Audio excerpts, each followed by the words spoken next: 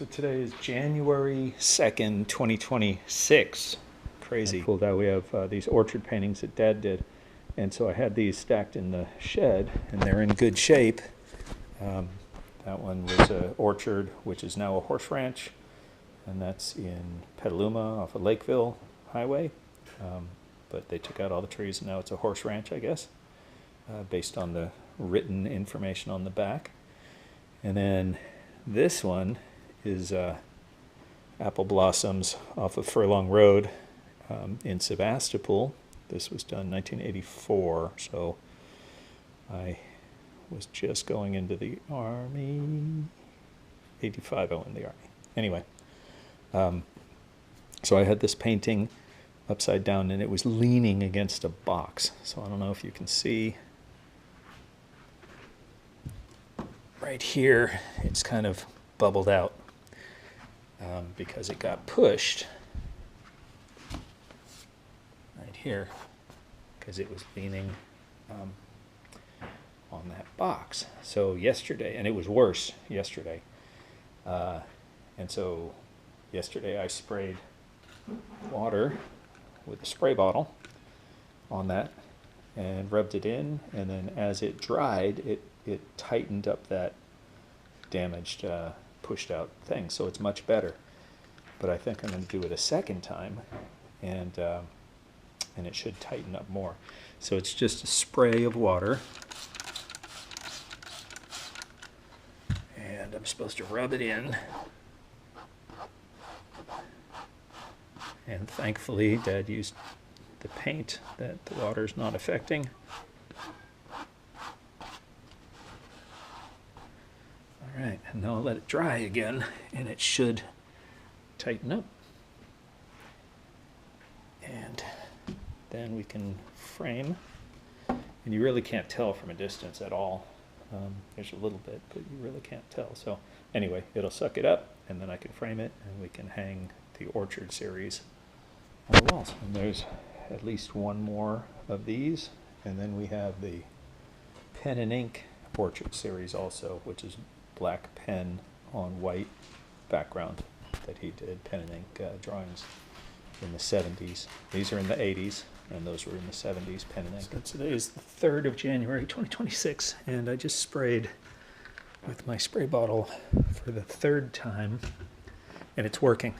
This dent that I put in the painting has been tightened up because we spray water back here on the back side, and there's a little dent right here, but the fabric of the canvas absorbs it, and then as it dries, it shrinks up.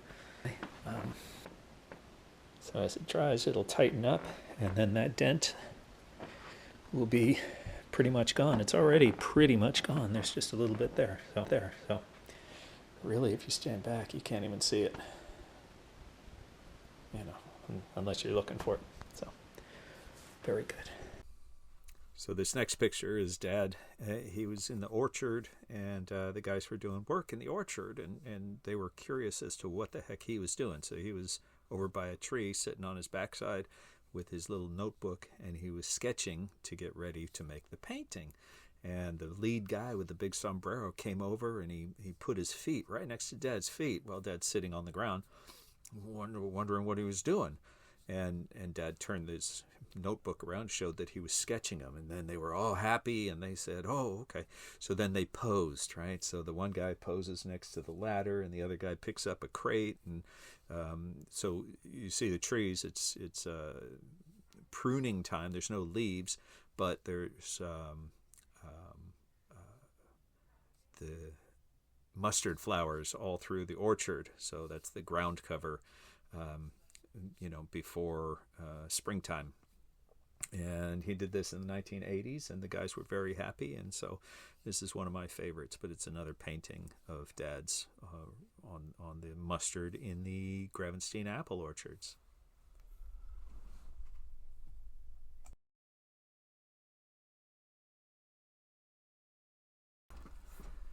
And just for fun, this one is the Yosemite, and John Muir is down at the bottom in the right corner, and he's with his little dog, And there's a whole story about his dog and his adventures throughout the system. And if you look closely, there's 2 American bald eagles.